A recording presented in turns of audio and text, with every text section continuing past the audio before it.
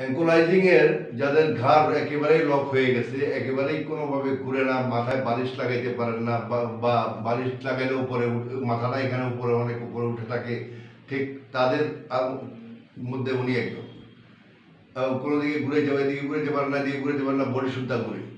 তো সেক্ষেত্রে আমাদের আজকে 4 নম্বর দিনের চিকিৎসা চলমান। আমার 4 নম্বর দিনের চিকিৎসা চলমান। 4 নম্বর দিনে আমরা ওনাকে নিয়ে আসছি কোথায়, দেন মাথার নিচে লাগান, একদম বিজি। এখন মাথা নিচে লাগাইতে কোনো রকম সমস্যা নেই তো, মাথা এখন নিচে লাগতেছে। 4 নম্বর দিনের চিকিৎসা ওনার মাথা আমরা নিচে লাগানো, মানে বালিশের থেকে নিচে, বালিশ যেখানে বালিশ দিলে এখানে উঁচু হয়ে থাকতো, যেখানে বালিশটা দেওয়ার পরও এখানে থাকতো মাথাটা সবসময়, সেটা ছেড়ে দেন, নিচে ছেড়ে দেন, একটু উঠে উড়ান, হ্যাঁ ছেড়ে দেন, হ্যাঁ। তো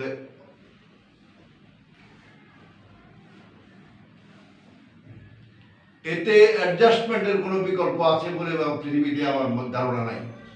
সুতরাং যারা অ্যাঙ্কোলাইজিং স্পন্ডাইলাইটিস নিয়ে কাজ করেন তারা অতি সতর্কতা অবলম্বন করবেন, বিশেষ সতর্কতা অবলম্বন করবেন। এই কারণে হাড় জোড়া লাগা রোগ, হাড় জোড়া লাগা রোগের সমস্যা হলেও একটা, সে আগে পেশি হার্ট করে, আগে সমস্ত পেশিকে হার্ট করে, তারপরে আস্তে আস্তে হাড় জোড়া লাগাই দেয়। তখন ব্যথা, প্রচণ্ড ব্যথা, অনেক ব্যথা নিয়ে মানুষ বসবাস করে, ঘুমাইতে পারে না, এদিকে কাইটুয়ে থাকতে পারে না, ওইদিকে কাইটুয়ে থাকতে পারে না। আপনি এক সাইডে কাইটুয়ে কতক্ষণ ঘুমাইতেন? 15 মিনিট। 15 মিনিট। সিটুইয়া পারতেনি না, এখন সিটুইয়া শুয়ে আছেন। অপর দিকে ডান দিকে কাইটুয়া 15 মিনিট। 15 মিনিট পর হাতে যে ব্যথাটা ছিল সেটা কি আছে?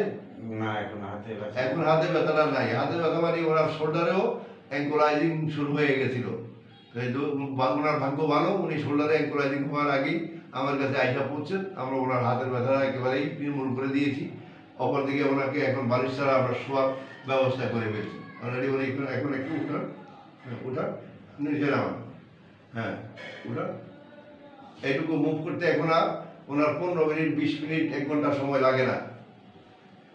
উনি খুব ইজিলি মুভ করতে পারতেছেন। খোদা হাফেজ।